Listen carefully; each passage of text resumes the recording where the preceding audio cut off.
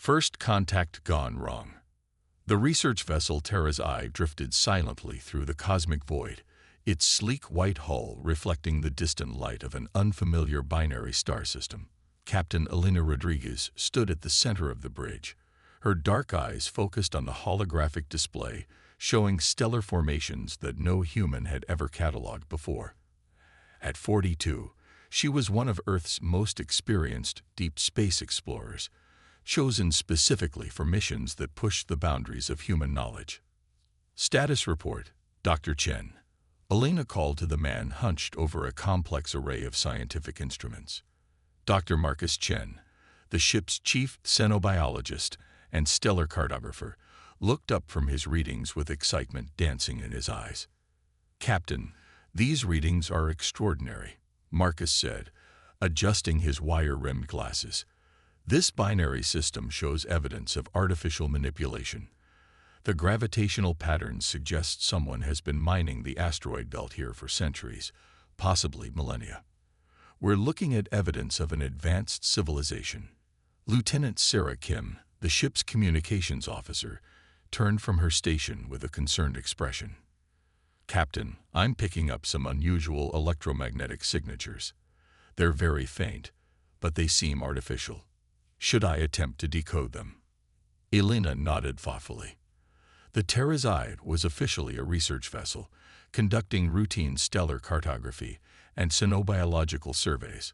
What the rest of the galaxy didn't know was that ships like theirs had been quietly mapping and observing alien civilizations for over 60 years. Humanity had learned long ago that knowledge was the greatest weapon in a universe full of unknown threats. Begin passive analysis only, Elena ordered. We maintain our research vessel profile. Dr. Chen, how long until the solar storm passes? The binary system was currently experiencing massive solar flares that interfered with most forms of long-range communication and sensor systems. It was the perfect cover for human observation missions, but it also meant they were effectively cut off from Earth until the stellar activity calmed down. Another 18 hours at minimum, Marcus replied, checking his instruments again. The electromagnetic interference is actually helping us avoid detection, but it's also making our own sensors less effective. Suddenly, alarms began echoing through the bridge. Sarah's hands flew over her communication console as multiple contacts appeared on their detection grid. Captain, we have incoming vessels. Multiple signatures, moving fast and directly toward our position. Elena's training kicked in immediately. All stop. Power down non-essential systems. Make us look like we're having technical difficulties due to the solar storm. She turned to her crew of 25. Remember, we're just curious scientists who wandered too far from home. The approaching ships were massive compared to the Terra's Eye. 12 vessels with angular, predatory designs emerged from the stellar interference like sharks sensing blood in the water. Their hulls were a dark metallic green, covered in weapon systems that could easily vaporize the human ship. Incoming transmission, Sarah reported, her voice steady despite the tension. They're broadcasting in multiple frequency ranges. Our translation systems are working on it now. A harsh, clicking voice filled the bridge, speaking in what the universal translator rendered as heavily accented English. Unknown vessel, you have violated the territorial boundaries of the Vorthan Empire. Power down your engines and prepare to be boarded. Any resistance will result in immediate destruction. Elena stepped forward, activating the ship's response system. This is Captain Elena Rodriguez of the Earth vessel Terra's Eye. We are scientific researchers conducting stellar cartography. We meant no violation of your territory and will comply with your instructions. There was a long pause before the response came. Earth. We have no record of any species called humans or any world called Earth. You will be taken into custody for interrogation and processing. Dr. Chen looked nervous, but Elena remained calm. This was exactly the scenario Earth's deep space protocols had prepared them for. The key was to appear harmless while gathering as much intelligence as possible about these Vorthans. 2 hours later, Elena found herself in a sterile interrogation chamber aboard the Vorthan flagship. The room was designed to intimidate, with walls that seemed to pulse with an inner light, and a table that appeared to be carved from a single piece of black crystal. Across from her sat Commander Ziltak, a 7-foot-tall reptilian being with scales that shifted color based on his emotional state. "Your species is not in our databases," Ziltak said, his scales showing patterns of curiosity mixed with suspicion. "This suggests you are either very new to space travel or very good at hiding." Elena maintained her cover story. "We've only recently developed interstellar capability. Our exploration range is still quite limited. We're mainly interested in studying stellar phenomena and searching for signs of life."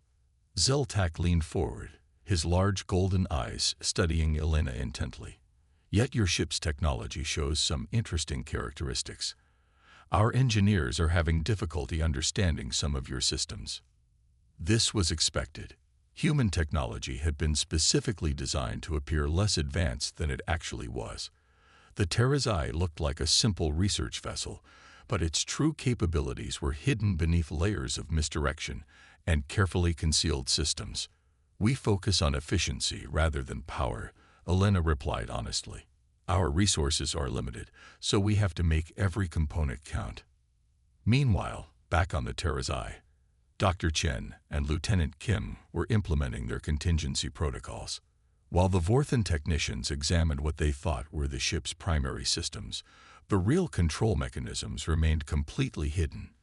The humans had learned decades ago never to put all their technology on display. "They're trying to access our navigation database," Sarah whispered to Marcus as they pretended to cooperate with their captors. Two Vorthan technicians were studying their equipment with the confidence of a superior species examining primitive technology. "Let them find the decoy files," Marcus replied quietly. "The real navigation data is in quantum storage. They can't even detect." The Vorthan technicians were growing frustrated. What had initially appeared to be simple human technology was proving more complex than expected. Their standard analysis tools couldn't penetrate the human ship's data cores, and several systems seemed to operate on principles their science couldn't immediately explain. Back in the interrogation room, Ziltak was becoming more aggressive. "Your people have been watching us," he accused Elena suddenly. "We found long-range sensor logs in your ship's memory banks. How long have humans been spying on the Vorthan Empire?" Elena kept her expression neutral, but internally she was proud of her crew. They had managed to plant false evidence suggesting much more limited observation than humanity had actually conducted. "We observe all stellar phenomena we encountered," she said. "It's standard scientific protocol. We've detected your ships a few times over the past several months." Months. Ziltak's scales shifted to deep red patterns indicating anger. "Our analysts believe your sensor logs go back much further than that." At that moment, alarms began blaring throughout the Vorthan ship. Ziltak's communication device chirped urgently, and he listened to a rapid series of clicks and growls before his scales shifted to patterns Elena had never seen before. "What is happening?" Elena asked, genuinely concerned. Ziltak stared at her with what looked like a mixture of fear and respect. "Your ship just activated some kind of emergency beacon. Our sensors show it's transmitting on frequencies we've never encountered before, using power levels that should be impossible for a vessel that size." Elena felt a surge of hope mixed with worry.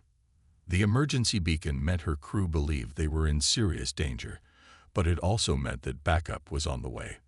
The question was whether the Vorthans would realize what they were dealing with before it was too late for peaceful resolution.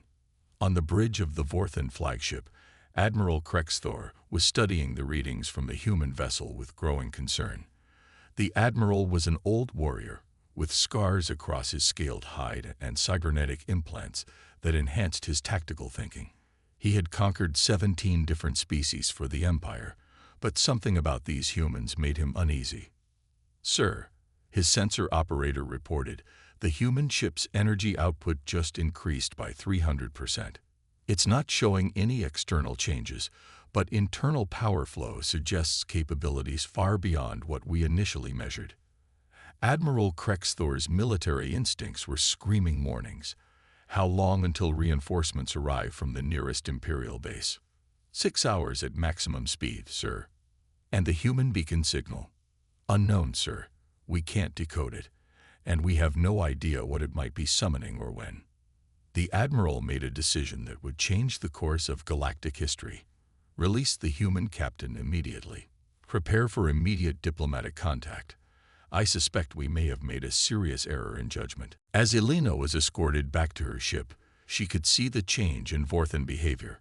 What had started as arrogant capture of a primitive species had transformed into careful handling of a potential threat. The Vorthan soldiers moved with new respect, and their officers watched her with calculating eyes. "Your people will come for you," Zyltak said as they reached the docking bay. It wasn't a question. Elena looked at him directly. "My people don't abandon their own. But we also prefer to solve problems peacefully when possible. How many ships are coming?" Admiral Krexthor asked, appearing suddenly beside them. Elena smiled, and for the first time, it wasn't entirely friendly. "Admiral, I think that's the wrong question. What you should be asking is why we were out here alone in the first place." As the Terra's Eye undocked from the Vorthan flagship, Elena activated her ship's real communication system for the first time. The message she sent was simple. First contact established. Peaceful resolution preferred, but be prepared for all possibilities. Far across the galaxy, that message was received by beings who had been preparing for this moment for over half a century. The age of human isolation was about to end, and the Vorthan Empire was about to discover that they were no longer the apex predators of their region of space. Dr. Chen appeared on the bridge as they moved to a safe distance from the Vorthan fleet. "Captain, our long-range sensors are detecting massive spatial distortions approaching this system. Whatever's coming, it's big." Elena nodded, settling into her command chair. "Then let's hope our friends arrive before our new Vorthan acquaintances decide to do something stupid." The binary stars continued their cosmic dance, but the space around them was about to become very crowded indeed. The Watchers revealed. 3 days had passed since the Terra's Eye's encounter with the Vorthan Empire, and the political shockwaves were still reverberating through both civilizations. On Earth, in a massive underground facility beneath the Canadian Rockies, Admiral Elena Rodriguez stood before a holographic display showing the disposition of forces across 3 star systems. Her promotion had come through within hours of her first contact report, along with new responsibilities that would have seemed impossible just a week ago. Status report, Elena requested from the dozen officers surrounding the tactical display. The war room was a marvel of human engineering, hidden beneath kilometers of rock, and shielded against any form of detection known to galactic science. General Harrison Blake, a weathered man in his 60s who had overseen Earth's secret expansion for the past 20 years, stepped forward. "Admiral, Operation Silent Watch is proceeding as planned. Our reconnaissance fleets have been monitoring 17 different alien civilizations for the past 47 years. The Vorthans were always identified as the primary potential threat due to their aggressive expansion patterns."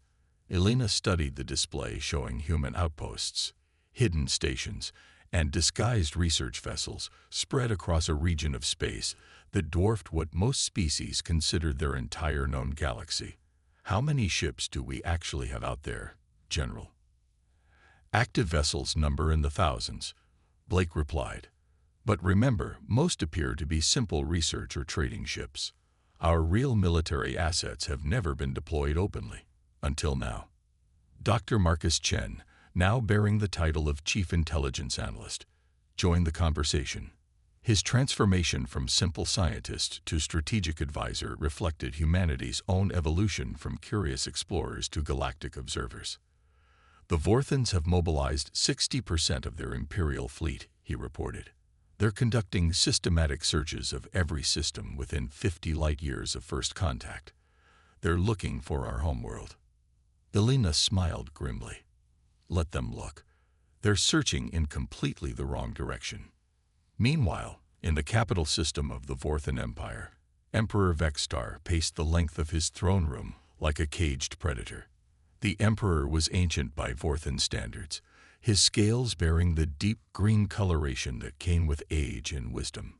He had ruled the empire for over a century, expanding its borders through a combination of military might and political cunning.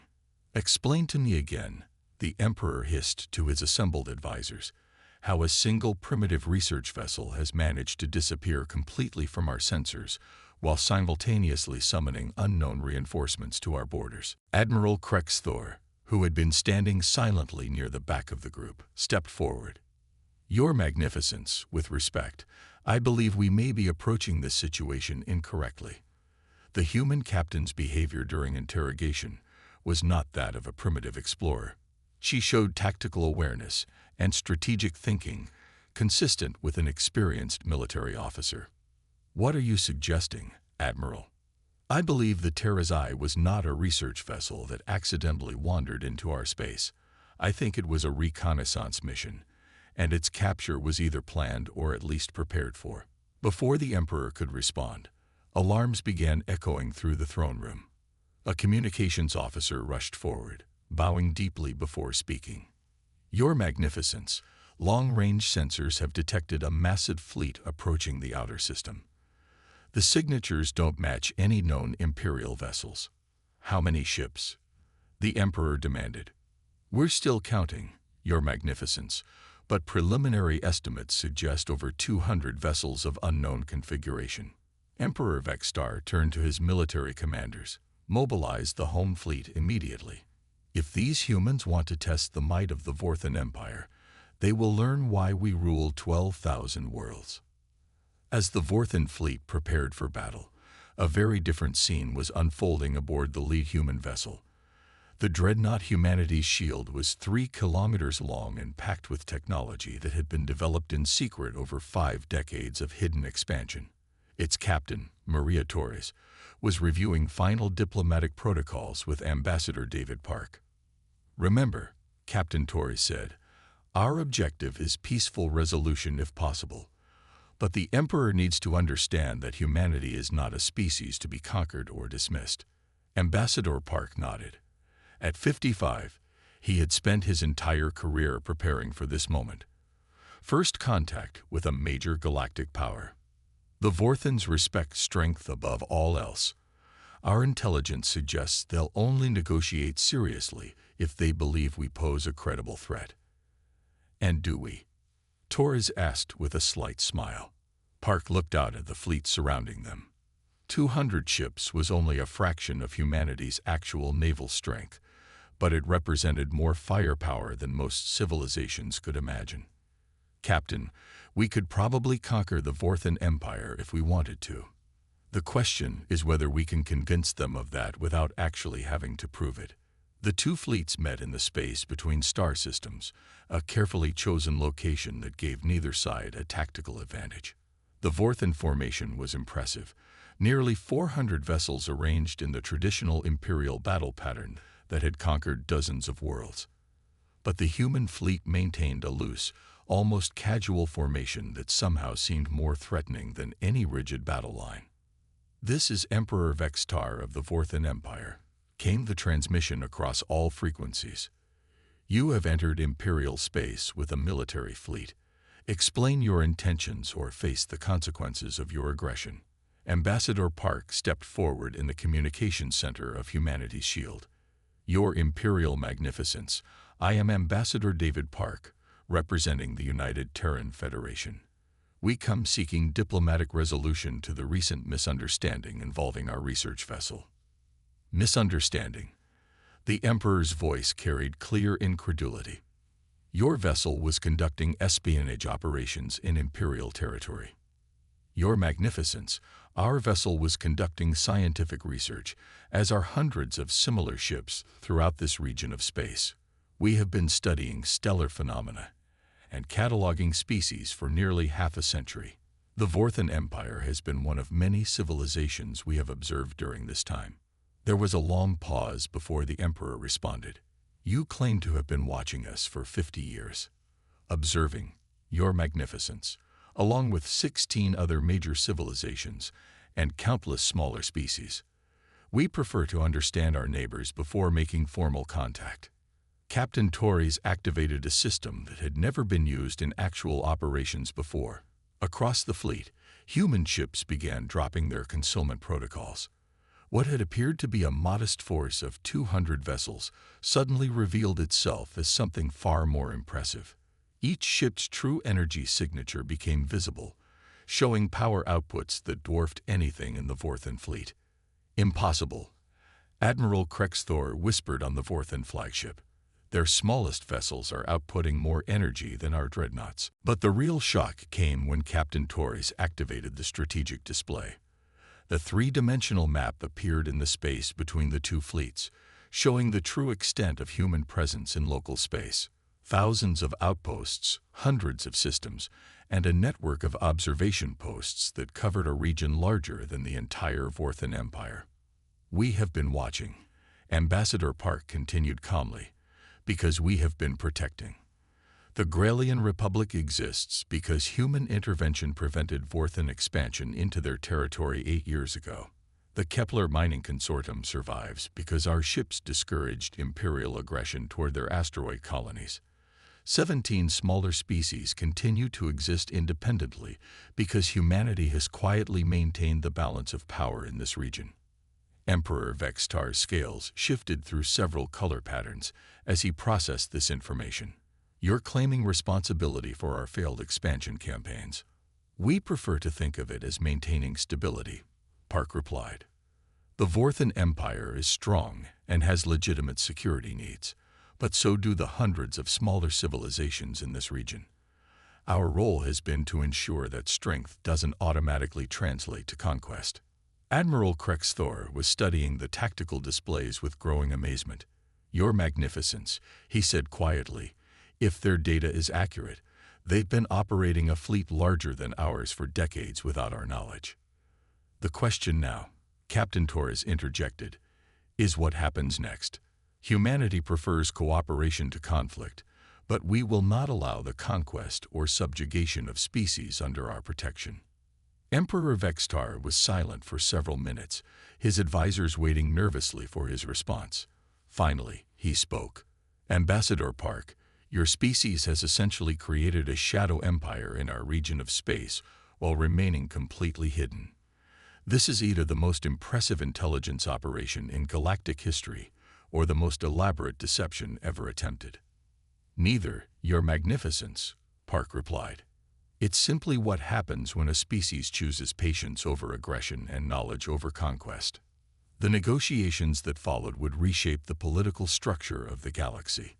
The Vorthen Empire agreed to respect the territorial boundaries of species under human protection, while humanity agreed to formal diplomatic relations and limited technology sharing. More importantly, both civilizations recognized that they had more to gain from cooperation than conflict. 6 months later, Elena Rodriguez stood on the bridge of Earth's first official diplomatic vessel as it approached the Vorthen capital world. The age of human secrecy was ending, but the age of human influence in galactic affairs was just beginning. Captain, Dr. Chen called from his science station, we're receiving welcoming signals from 17 different species in this system. Word of the Alliance has spread faster than we expected. Elena smiled as she watched the massive space stations and orbital cities that surrounded the Vorthen homeworld. Marcus, I think our quiet days of exploration are officially over. Any regrets? He asked. Elena looked out at the stars, thinking of all the human ships still conducting their silent watch across the galaxy, protecting species that didn't even know they existed. None at all. We're still explorers, still scientists, still protectors. We're just not hiding it anymore. The Terra's Eye had been just one small research vessel, but its encounter with the Vorthen Empire had changed the course of galactic civilization.